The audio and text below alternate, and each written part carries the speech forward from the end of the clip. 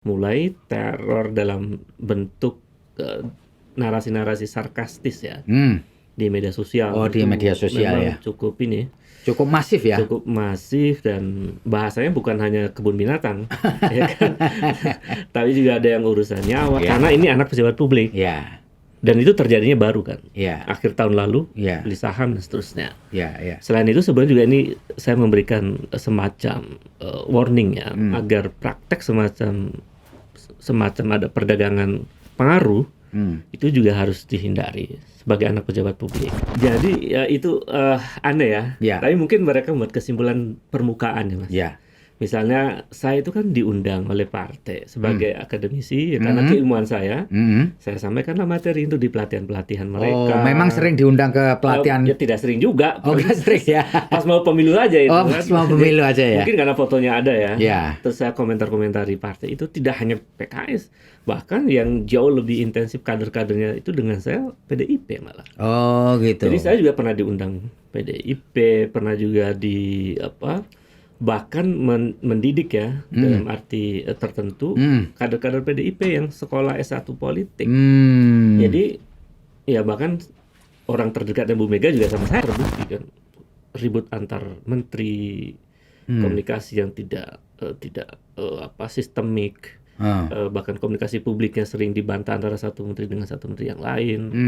Menurut saya bahkan kebijakan kemarin soal batu bara saja berubah dalam hitungan hari misalnya. Menurut saya, ini ya salah satu indikator bahwa ada leadership yang lemah.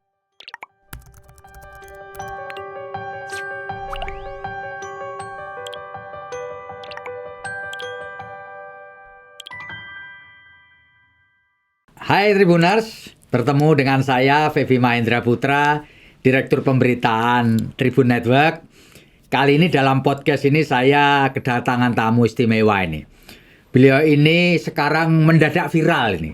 Kalau ada acara mendadak dangdut, kita ada mendadak viral.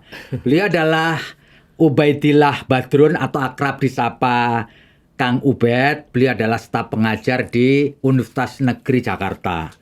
Namanya Universitas Negeri Jakarta, tentu ada di Jakarta.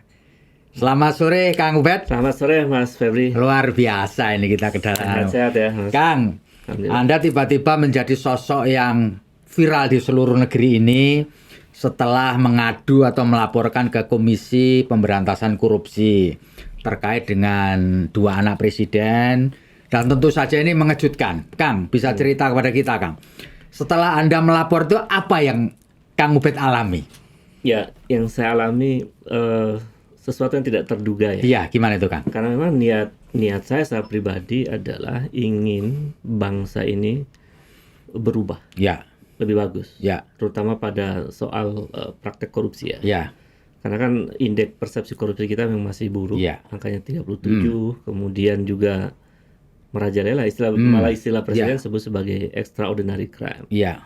Di semangat itu saya menulis beberapa artikel sebetulnya yang concern pada soal korupsi itu. Lalu setelah diskusi dengan kawan-kawan pakar hukum, jangan nulis Kang, ini bisa kena, ya kan? Maka harus pakai data yang sifatnya dokumen dan diambil secara legal. Ternyata ada. Nah kalau ini bisa diadukan untuk sebagai satu ikhtiar yang tidak di jalanan, tapi melalui proses hukum, dan itu langkah yang beradab menurut pandangan-pandangan hukum. Nah saya melangkahlah ke KPK kan, karena niatnya itu Mas. Jadi saya sudah, karena saking konsennya pada isu korupsi, itu sudah kegelisahan tingkat tinggi. Saya ingin praktek semacam itu segera dihentikan. Nah setelah melapor apa yang Anda alami? Teror kah, atau dibully di medsos kah, atau apa itu? Ya itu karena begitu keluar dari KPK ada media tahu saya pengamat politik, dan mereka sudah kenal, saya jawab lah pertanyaan media itu. Rupanya itu menjadi berita yang meluas. Ya setelah itu mulai teror dalam bentuk narasi-narasi sarkastis ya di media sosial. Oh, di media sosial ya. Cukup masif ya. Cukup masif dan bahasanya bukan hanya kebun binatang, ya kan? Tapi juga ada yang urusan nyawa lah. Iya. Tapi saya lihat cek ini followernya berapa ya. Oh, baru. Oh, jadi akun-akun baru. Akun baru yang baru 5 follower. Oh, atau fake akun gitu ya. Itu. Jadi saya nggak anggap serius lah. Ya, nggak anggap serius ya. Ya, meskipun ada yang sempat orang yang tidak pernah saya kenal datang ke samping rumah, duduk 20 menit kan, terus dia pergi karena ada supir tetangga yang datang, baru dia pergi. Mungkin ya karena orang tidak saya kenal, saya nggak tahu siapa mereka kan. Jadi memang situasinya seperti. Tapi risiko itu kan pasti sudah Anda perkirakan sebelumnya kan? Ya, saya ada semacam kekhawatiran dalam soal itu ya. Tetapi saya langsung mengoreksi niat saya. Oh, niat saya apa sih sebetulnya? Niatnya ingin praktek KKN itu berhenti. Memberi efek besar bagi bangsa ini untuk tidak melakukan pola-pola semacam itu. Lalu pasti akan orang banyak yang tidak suka. Ya, pastilah ya. Tapi karena niat saya baik, saya yakin orang akan juga berpikir rasional tentang apa sih misi utama dari agenda yang saya lakukan. Kang Ubed, banyak sekali informasi di sosial media mengenai Anda. Satu di antaranya adalah Anda disebut sebagai kader partai PKS ya.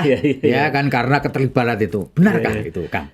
Jadi ya itu aneh ya. Tapi mungkin mereka membuat kesimpulan permukaan ya, Mas. Misalnya saya itu kan diundang oleh partai sebagai akademisi ya, karena keilmuan saya sampaikanlah materi itu di pelatihan-pelatihan mereka. Oh, memang sering diundang ke pelatihan? Ya tidak sering juga. Oh, nggak sering ya? Pas mau pemilu aja itu. Oh, pas mau pemilu aja ya? Mungkin karena fotonya ada ya. Terus saya komentar-komentar di partai itu tidak hanya PKS, bahkan yang jauh lebih intensif kader-kadernya itu dengan saya PDIP malah. Oh gitu. Jadi saya juga pernah diundang PDIP, pernah juga di bahkan mendidik ya dalam arti tertentu kader-kader PDIP yang sekolah S1 politik. Jadi ya bahkan orang terdekat dan Bu Mega juga sama saya pernah. Jadi sebenarnya nggak tepat kalau Anda disebut simpatisan PKS. Hanya kebetulan di satu saat ada acara di PKS lalu Anda diundang. Tapi sebenarnya di partai-partai lain juga. PDIP, Generasi Muda Golkar, Partai Demokrat. Dan itu biasa saja kan? Bahkan partai-partai lain yang partai kecil. Nah, itu banyak. Itu biasa. Masa gara-gara saya mesti pelatihan PDIP langsung disebut kader PDIP kan? Iya. Apalagi kan posisi Kang Ubed sebagai ASN dan PNS ya. ASN kan aparatur sipil negara. Nggak boleh ya. Tidak boleh berpartai. Berpartai ya Kang ya. Berpartai saya udah dipecat dari dulu ya. Kira-kira itu. Kang, bisa diceritakan sedikit Kang background Kang Ubed di dunia pendidikan terutama di Universitas Negeri Jakarta ya. Selama ini kegiatannya ngapain saja supaya kita semua tahu bahwa ini memang betul-betul seorang akademisi gitu. Baik, jadi saya memang sejak mahasiswa itu rajin menulis, Mas. Rajin menulis ya. Maksudnya saya kalau gelisah melihat keadaan saya menulis. Mungkin waktu itu media masih media lokal ya. Iya.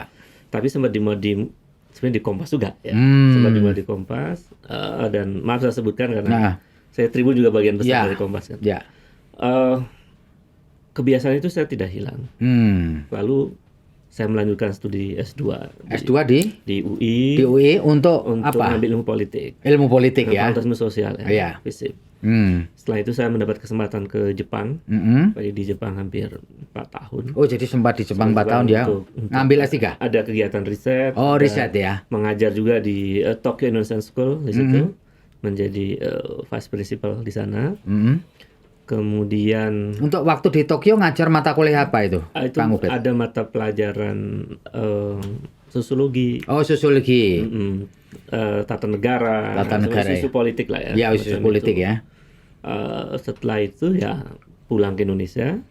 Kemudian diminta ngajar menjadi asisten dosen. Sambil ngajar SMA Lab School waktu itu. Oh, gitu. Jadi dari situlah mulai saya. Kemudian ikut tes seleksi ASN ya. S3 saya di Surabaya, Mas. Di mana itu, Mas? Di UNER. Oh, di UNER. Satu alumni dengan saya berarti. Saya S1-nya. Saya baru tahu nih. Saya S1-nya di Fakultas Hukum Universitas Erlangga ya. Jadi di FISIP saya. Jadi kalau Kang Ubed di FISIP ya? Iya, betul. Kapan selesai, Kang, waktu itu? Jadi sebetulnya di UNER itu sedang proses untuk disertasi ya. Sekarang ini? Jadi mudah-mudahan tidak lama. Jadi kapan target kelar nih?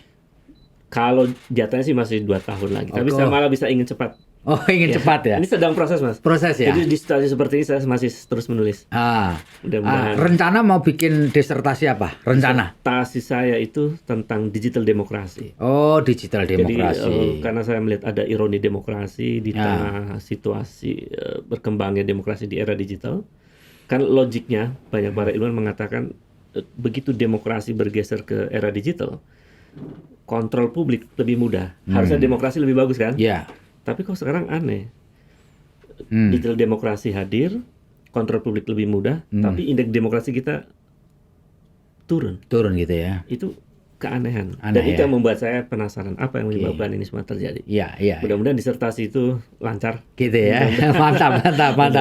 Oke. Nah, terkait dengan laporannya Kang Ubed ke Komisi Pemberantasan Korupsi kan dapat feedback ya dari orang luar, yaitu melaporkan Anda ke Polda Metro gitu. Nah, sepanjang ini sudah ada pemberitahuan atau ada perkembangan dari mungkin dimintai keterangan lebih dulu gitu Kang Ubed oleh Polda Metro atau bagaimana? Belum. Kalau laporan ke kepolisian saya kira itu hak setiap warga negara ya. Dan kalau saya lihat pemberitaan ini delik aduan. Ya. Harusnya kan korban yang mengadukan. Nah, yang mengadukan ternyata saya pikir ini korban apa dan korban siapa ya. Jadi Kang Ubed mempertanyakan legal standing-nya ya. Standing yang mengadukan. Saya sih meyakini kalau legal standing bermasalah seperti itu mestinya tidak dilanjutkan ya. Ya. Kemudian ya sampai saat ini tidak ada panggilan dari kepolisian. Dan saya kira jalan terbaik saat ini menurut saya mendengarkan KPK. Apa yang sedang dijalankan KPK dalam menghadapi situasi dan pengaduan yang saya lakukan. Terkait dengan pengaduan itu, Kang Ubed sempat dimintai keterangan lebih lanjut oleh KPK setelah mengadu itu? Belum ya. Jadi kalau informasi yang saya terima sekarang KPK sedang proses verifikasi ya. Ya. Tentu saya melihat apakah data yang kami sampaikan ke KPK itu valid atau tidak. Iya. Saya kira itu prosedur yang wajar ya kan? Ada. Jadi, saya kira itu jalan terbaik. Ya. Dan saya memilih jalan itu karena inilah jalan hukum. Ya. Bukan jalan di luar hukum kan. Ngomong-ngomong, Kang Ubed masih punya kepercayaan nggak kepada lembaga yang bernama Komisi Pemberantasan Korupsi yang? Pertanyaan Mas Febri mantap. Jadi memang kan sekarang KPK memang sedang mengalami penurunan kepercayaan dibanding tahun-tahun sebelumnya. Karena itu saya memberi ruang optimis di situ agar KPK memulihkan kembali tingkat kepercayaan publik pada KPK. Maka momentum ini bisa menjadikan momentum KPK gitu untuk ya. Jadi serius. Ini juga satu batu uji buat yang Anda sampaikan ya. Kira-kira ini punya efek apa enggak gitu ya. Betul. Itu ya. Mudah-mudahan KPK saya masih memberi kepercayaan sekarang. Ini dalam rangka membangun satu pandangan baru tentang KPK. Bahwa KPK memang bekerja profesional gitu. Ya. Nah, ini kita tunggu. Ya. Kang, setelah melaporkan ini, Anda nggak pihak yang memberi nasihat atau mendekati Anda atau simpati atau sebaliknya yang secara langsung bertemu dengan Kang Ubed? Yang simpati banyak sekali, Mas. Lewat apa itu, Kang? Ada WA, ada telepon langsung, gitu bahkan ya? para profesor. Gitu ya? Dari banyak universitas, akademisi dari banyak universitas. Dan kamu on the track, udah bener kok. Jadi karena mengingatkan ini langkah hukum dan yang diangkat oleh saya adalah persoalan KKN dan mengingatkan kita pada tujuan cita-cita reformasi. Nanti soal kebenarannya KPK yang. Iya.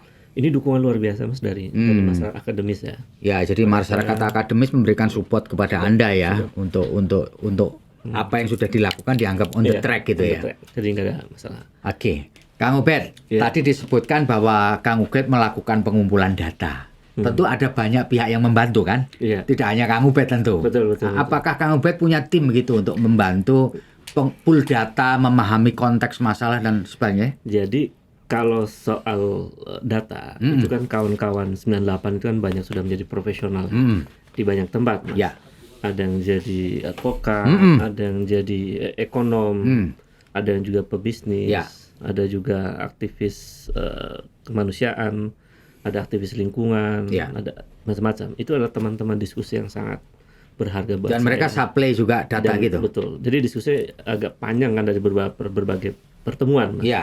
Kemudian juga saya diskusi dengan para akademisi, para profesor, termasuk juga para ekonom yang cukup dikenal di publik, ya senior ekonom lah ya, itu kan banyak ya, ada saya sebutkan ada Faisal Basri, saya pernah menghadiri forumnya lalu saya diskusi dengan beliau juga, kemudian ada siapa yang milenial ini, Bima Yudhistira misalnya. Gitu ya. Jadi saya lihat, oh iya juga kalau pandangan mereka bahwa ada transaksi yang sebetulnya tidak wajar itu dibenarkan oleh para ekonom itu. Jadi maksud saya ini memang butuh diskusi panjang saya untuk melangkah seperti ini.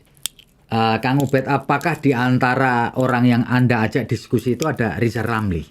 Itu salah satunya. Jadi termasuk juga tadi saya sebut Faisal Basri, kemudian ada Profesor Antoni, saya harus jujur ya, Antoni Budiawan ya, dan beberapa ekonom lain yang juga cukup tajam analisisnya. Jadi bagi saya mereka adalah sumber-sumber penting, termasuk juga ekonom-ekonom di internal kampus di banyak fakultas. Itu juga saya ajak diskusi. Seberapa intens ada berdiskusi dengan Rizal Ramli yang akhir-akhir ini memang? Kalau sama Rizal Ramli itu sebetulnya jarang. Jarang ya. Jarang. Tapi pernah ya. Cuman pernah. Pernah berdiskusi sama beliau, dan itu di forum juga. Pernah satu forum malah ya. Pernah satu forum diundang oleh aktivis 98. Dia pernah satu forum. Karena angle-nya kok mirip gitu loh. Oh gitu. Kesamaan angle saja, kesamaan angle. Mirip sama dengan yang tadi partai-partai itu ya. Mungkin karena kebetulan saja. Saya juga kaget Mas, ternyata kemudian juga di beberapa waktu ada petinggi partai yang bilang ada benalu di tingkat kekuasaan. Itu juga saya kaget, ternyata banyak juga sebetulnya tokoh-tokoh politik yang menyadari ada problem di lapisan elit kekuasaan.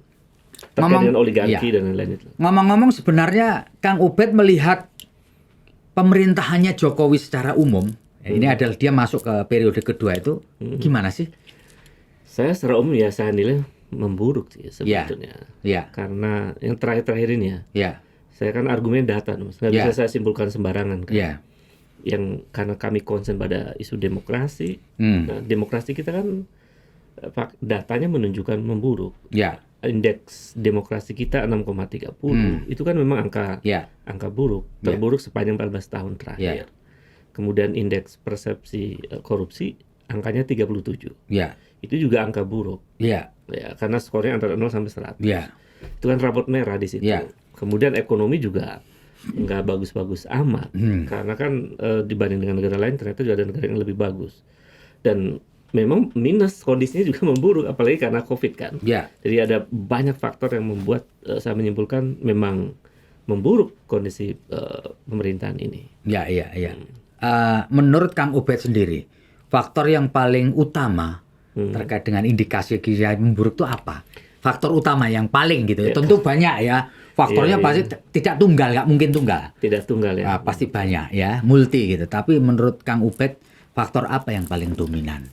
Faktor paling dominan yang mungkin membuat buruknya pemerintahan ini, menurut saya ada dua hal. Pertama, munculnya fenomena oligarki predator yang tidak peduli pada kepentingan bangsa yang lebih besar. Yang kedua, memang lemahnya leadership dari pemerintahan ini. Jadi Anda harus katakan itulah. Jadi leadershipnya kurang kuat ya. Kurang kuat karena terbukti kan.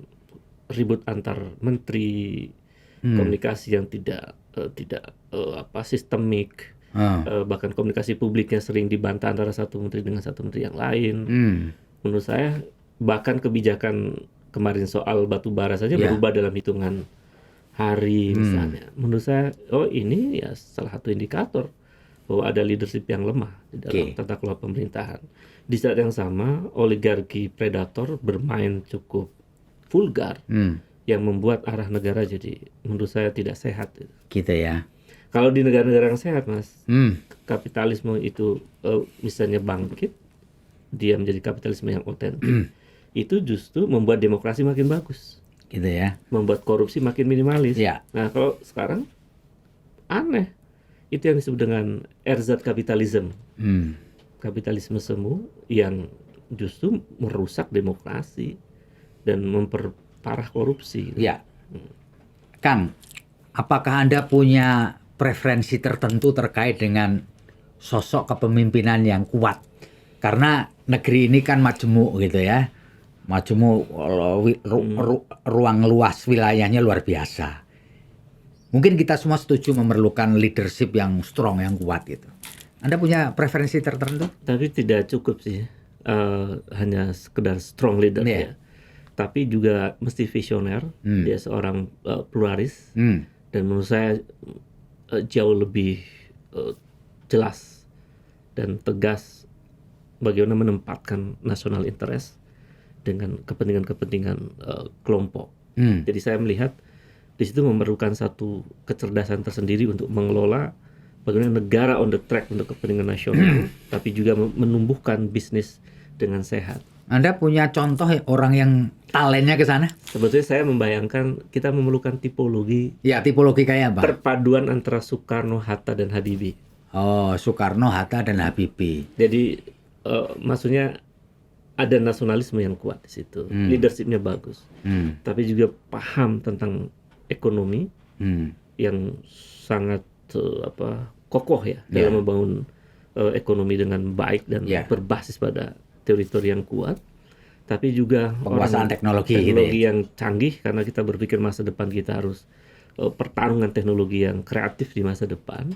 Betul-betul orang yang mengerti itu. Jadi memang harus visioner. Tapi Kang Ubed melihat nggak di antara jutaan orang di Republik ini, hampir 290 juta, ada nggak yang mendekati itu gitu? Kalau menurut Anda?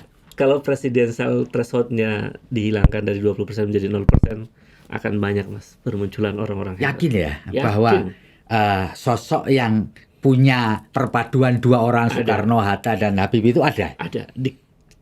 Tengoklah ke kampus-kampus itu. Tapi sampean bisa nyebut nama nggak? Saya tidak bisa menyebutkan namanya.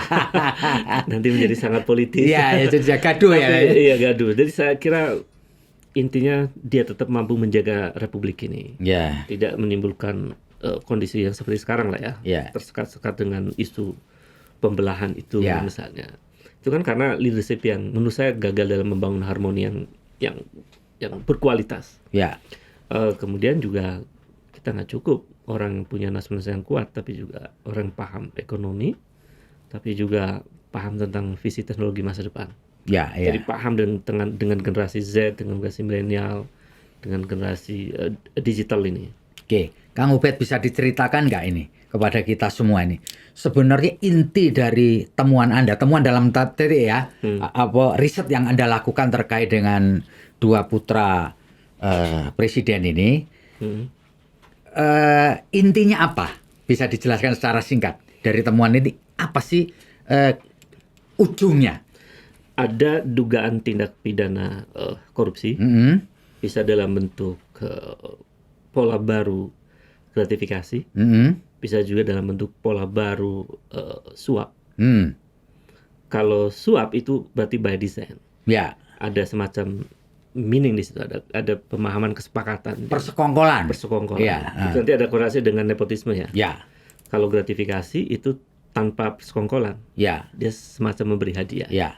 Nah, itu kan bagian dari bingkai dalam undang-undang tipikor. Nah, yang Anda menurut riset Anda ini lebih ke arah mana? Ya, bisa jadi pola baru suap dalam bentuk baru. Oh, jadi lebih condong kepada suap daripada gratifikasi.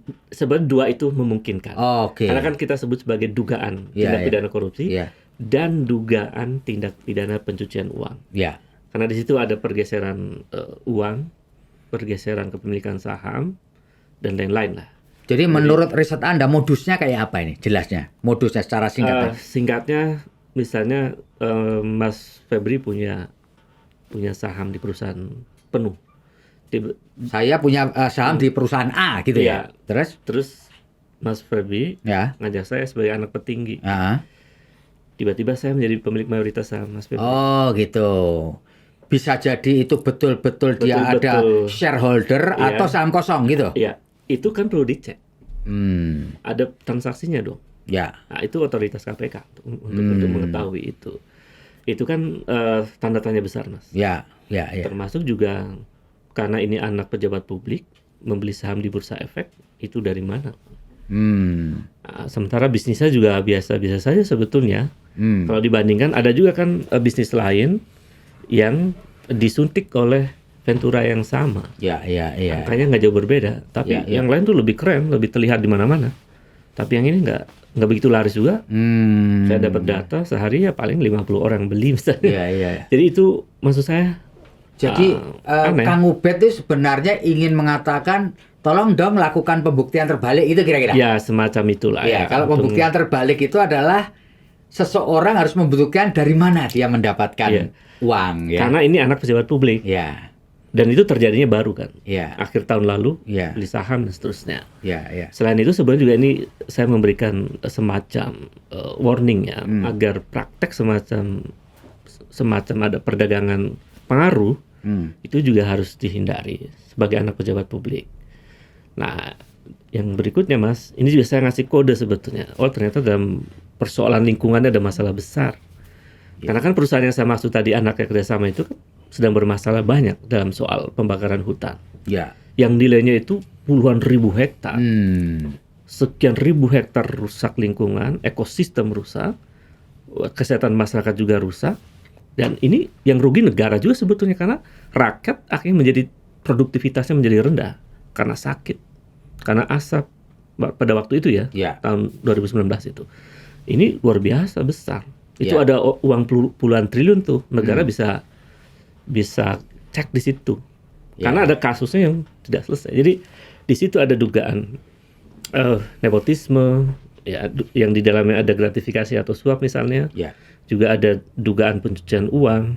Ada juga dugaan pola-pola tertentu di dalam persoalan hutan. Jadi silakan KPK menelusuri itu dengan. Kenapa Kang Ubed tidak melontarkan ide teori pembuktian terbalik saja? Kan kalau sekarang kan seolah-olah Kang Ubed yang harus membuktikan kan? Ya sebetulnya kenapa kami datang ke KPK? KPK lebih punya otoritas untuk melihat itu. Gitu ya. Saya tidak punya otoritas. Ya. Apalagi kalau ada yang nanya, tolong dong buktinya apa? Buktikan. Ya siapa yang punya otoritas untuk untuk apakah saya memberikan kepada seseorang bertanya itu kan enggak, KPK yang punya otoritas. Jadi saya sih sebenarnya kepingin Kang Ubed menjawab kalau menurut undang-undang korupsi ada teori pembuktian terbalik. Lah yang merasa membeli saham itu buktikan bahwa uang Anda itu halal dan diperoleh secara terang kan nanti pada akhirnya begitu Mas. KPK pasti memanggil kan. Nah, nanti di prosesnya saya serahkan kepada KPK. Baik, luar biasa.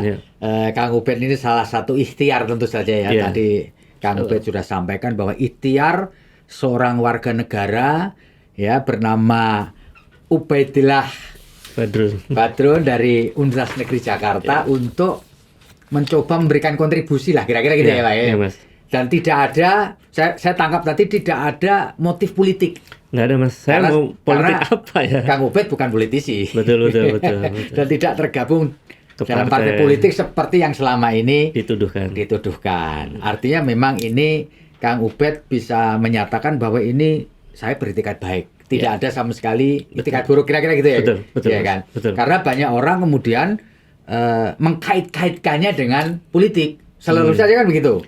Apalagi ini tahun 2024. Ya kalau sebenarnya dibilang jauh ya jauh, dekat ya dekat kan gitu kan. Betul. Seolah-olah ini memanfaatkan momentum lalu ada orang yang menganggap dan ini mungkin bisa dijawab Kang Ubed untuk di penghujung ngobrol kita adalah pansos.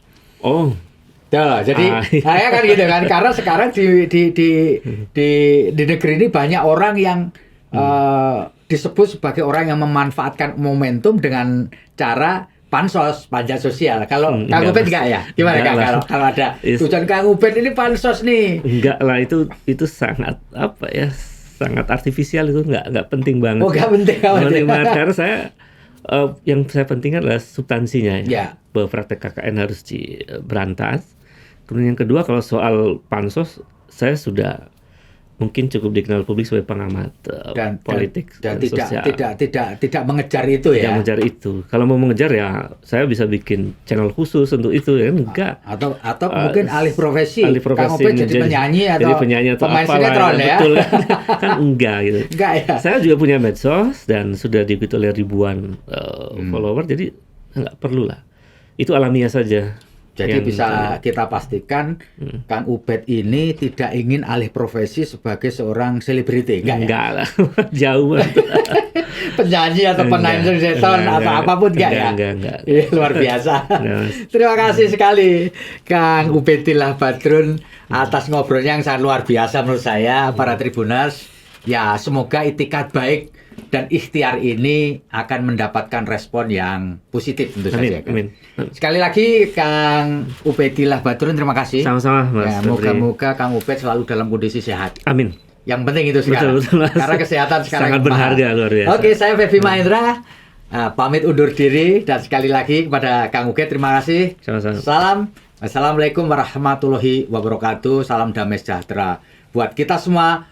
Om Santi Santi Om, Namo Buddhaya, salam kebajikan dan tentu saja salam sehat.